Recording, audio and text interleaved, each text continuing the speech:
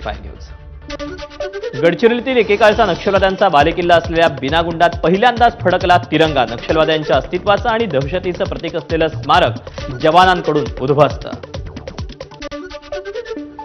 प्रजासत्ताक दिनानिमित्त मुंबईतील छत्रपती शिवाजी महाराज आंतरराष्ट्रीय विमानतळावर सीआयएसएफ पथकाकडून सादरीकरण, डॉग स्क्वॉड तसंच सीआयएसएफ जवानांकडून चित्तथरारक कसरती।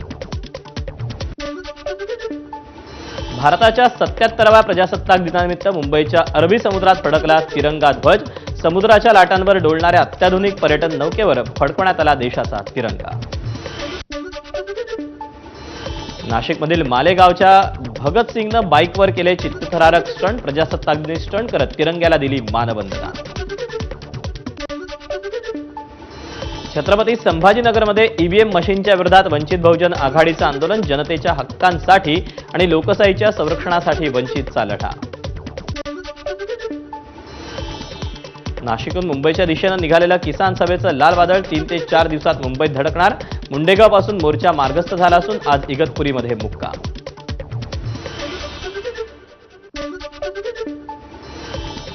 नाशिक मुंबई महामार्गावर प्रचंड वाहतूक कोंडी। किसान सभेच्या लॉंग मार्चमुळे वाहनांच्या 5 ते 6 किलोमीटरपर्यंत रांगा। दरम्यान मंत्री गिरीश महाजन यांच्यासोबतची पहिली बैठक निष्फळ। सलग सुट्ट्यांमुळे कोकणातील समुद्र किनाऱ्यांवर पर्यटकांची गर्दी। मागील 3 दिवसांपासून गुहागर समुद्र किनाऱ्यावर पर्यटक लुटतायत मनमुराद आनंद। मुंबई गोवा महामार्गावर मोठी वाहतूक कोंडी। कोकणात फिरण्यासाठी गेलेले पर्यटक परतीच्या प्रवासाला लागल्यानं माणगाव ते गारळ फाटा दरम्यान लांबच लांब रांगा।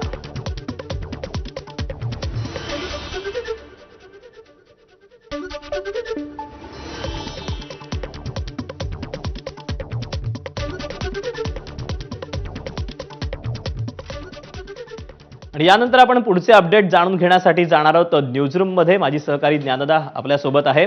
ज्ञानदा, प्रजासत्ताक दिनाच्या तुला खूप साऱ्या शुभेच्छा। आज प्रजासत्ताक दिन आणि यासोबतच जिल्हा परिषदेची देखील रणधुमाळी आहे। या पार्श्वभूमीवर कुठल्या बातम्या असणार आहेत? दीपक, प्रजासत्ताक दिनाच्या अर्थातच तुलाही आणि आपल्या एबीपीच्या सगळ्या प्रेक्षकांना आपण शुभेच्छा देऊयात। आणि प्रजासत्ताक दिनाच्या निमित्तानं देशभरात रंगलेलं सेलिब्रेशन, यासोबत राजकारण कसं रंगलं, राजकारणासंदर्भात कोणकोणत्या